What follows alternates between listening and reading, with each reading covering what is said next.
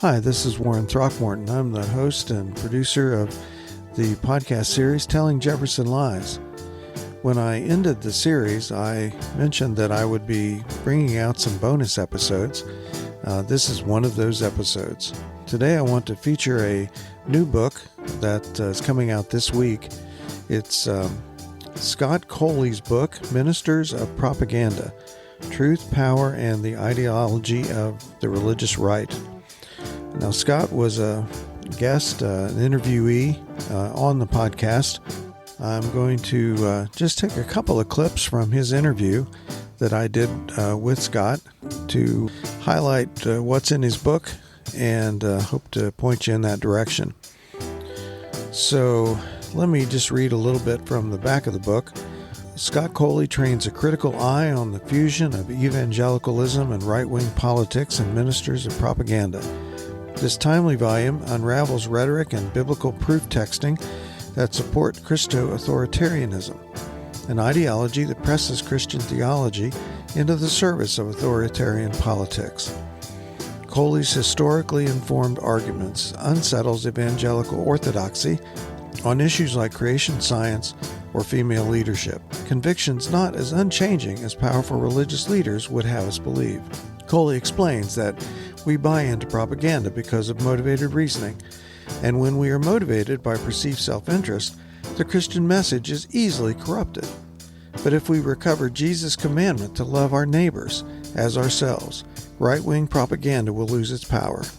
Any reader troubled by American evangelicals' embrace of racism, misogyny, and other unchristian views will find answers and hope in these pages. Well, let's give a listen to a couple of excerpts from my interview with Scott. Let's start by hearing Scott define Christo-authoritarianism. Christo-authoritarianism is an ideology. It's an authoritarian ideology that uses the resources of Christian theology to legitimize its political objectives. Yeah. So just like Islamofascism presses the resources of Islamic theology into the service of fascist political objectives, right? There's nothing inherently Islamic about fascism, and there's nothing inherently fascist about Islam. Islamofascism emerges when the resources of Islamic theology are placed in service of fascist objectives or a fascist social movement. Similarly, Christo-authoritarianism is there's nothing inherently authoritarian about Christianity, there's nothing inherently Christian about authoritarianism. Christo-authoritarianism emerges when you've got an authoritarian social or political movement that draws on the resources of Christian theology to craft legitimizing narratives for its, political objectives and so on. Christo-authoritarians are I even revert to talking about Christian nationalists in chapter 6, I think, because they're overtly in favor. Christo-authoritarians, just like Christian nationalists, are overtly in favor of leveraging, the coercive apparatus of the state to defend their interests. And part of that mission, and part of how they narrate to themselves why it's legitimate, is that they think the nation was founded explicitly as, a Christian nation, and so what they're doing is really claiming their, if you like, spiritual or ideological inheritance, as though Thomas Jefferson would fit right in an evangelical Christian church, in the 21st century. They're like, no, that's, we're the people that this country is for. And so even if we have to adopt some anti-democratic means to reclaim power, that's what we have to do. Even if we have to take it by violence, it's ours. We're taking back what's ours.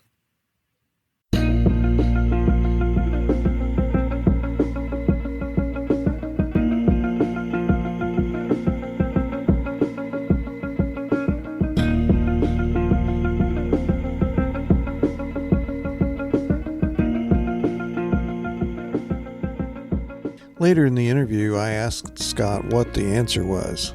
I especially wanted to find out how we could rehabilitate the general. Now, only a few people know what that's all about, but it's certainly an important question.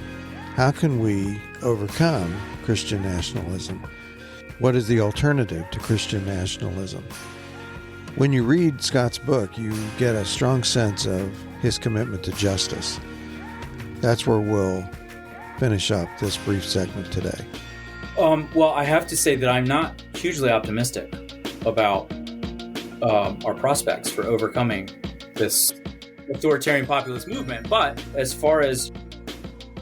I think insofar as Christianity, I think Christianity provides resources for overcoming this ideology. Both, sort of on a personal, spiritual, individual, intellectual level, but then also on a political level. So I guess I would, to put it in the briefest way possible, I would say when you go to vote, there's one kind of motivation that I think a lot of Americans enter the voting booth with, and certainly Christian nationalists enter the voting booth with. And that motivation is this: which politician or party or platform is going to give me what I want, is going to serve my interests. And that's what voting is about. It's about figuring out who's going to do what you perceive to be in your own interests. We could call this special interest voting or something like this. That's the motivation. I want what's good for me. And then Christian nationalism is an example of this, right? This is why certain politicians will say something like, I've done more for Christians than any other politician. And the Christian nationalists go, yeah, that's amazing, right? I mean, I don't even know what that means personally, like doing stuff for Christians. Like, what is that? At least my understanding of my faith, I don't know what that means. But, it makes perfect sense. If this is your motivation and, you're a Christian nationalist, you want to do things that are good for you and people like you. Okay. A very different motivation for voting. I go, and enter the voting booth, let's say. I could think to myself, which politician or policy or platform is going to enact policies that give people what they deserve? In other words, that achieve justice. Now, that may mean I have to pay more taxes, but ultimately I'm interested in not just furthering my own individual interests, but I'm interested in electing people who will enact laws that bring our nation's laws and public policies into greater conformity with the truth about what people deserve and what we owe to each other. Justice. And I think ultimately that second way of approaching politics is the only one that gives our political community some semblance of sort of shared purpose. Because if we're all just voting according to what we think will serve our own interests, our political community is fractured, and we may share a patch of geography, but we don't share a horizon. We're just a bunch of different groups of people sort of seeking our own interests. So I think the answer is in pursuing justice, and to some extent setting aside our own personal self-interest, or what we perceive to be our self-interest, in the interest of others, which sounds a lot like what Jesus tells us to do, at least on my reading. But, maybe I just don't have common sense.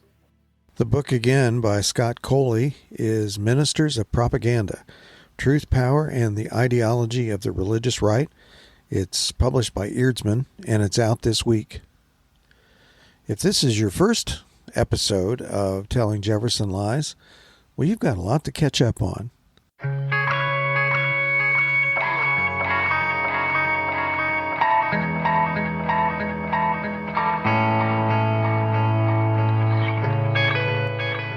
Background music today was provided by Dustin Blatnik with his song Seiche. Our closing song was Debris by Roman Candle, and I opened the segment with my song Night Walk. If you haven't subscribed, go ahead and do so, and thanks for listening.